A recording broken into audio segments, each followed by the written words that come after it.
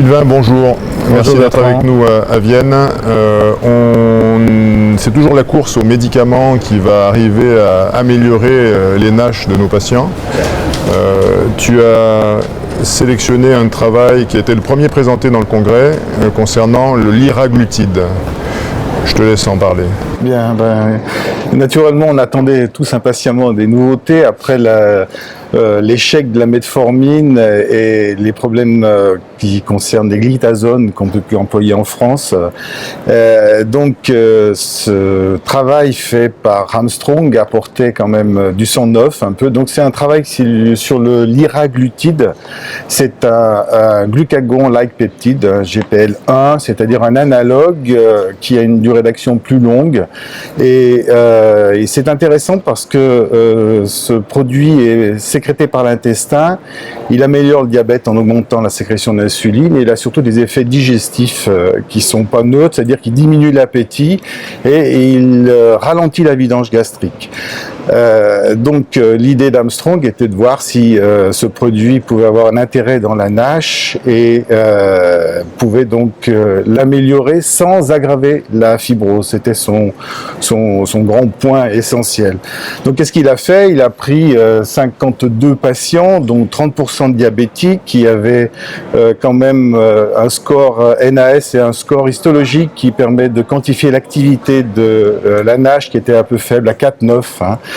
Et il a donc traité ces patients. Ces patients avaient également un profil de fibrose important. Il y avait quand même 45% qui étaient F3, F4.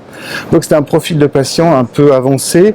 Il les a traités avec 1,8 mg de liraglutide tous les jours. C'était en sous-cutané. C'était la dose qu'il avait testée antérieurement chez des diabétiques. Il paraissait optimal pour diminuer les transaminases. Et sur ces patients, donc il y en avait 26 dans chaque groupe, il y a eu des perdus de vue, des gens qui ne sont pas biopsés. Donc il est arrivé à son point essentiel, c'est-à-dire qu'il y a eu 8 malades sur 23 qui ont une NASH et qui est donc été améliorée par le liraglutide par rapport au placebo.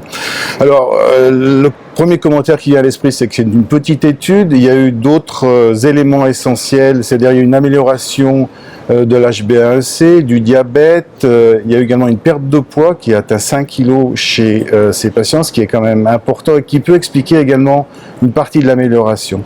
Donc la conclusion, c'est que dans 39% des cas, il y a eu une amélioration du score NAS, surtout de la ballonisation des hépatocytes, qui traduit finalement la fin du cycle d'activité, sans aggravation de la fibrose.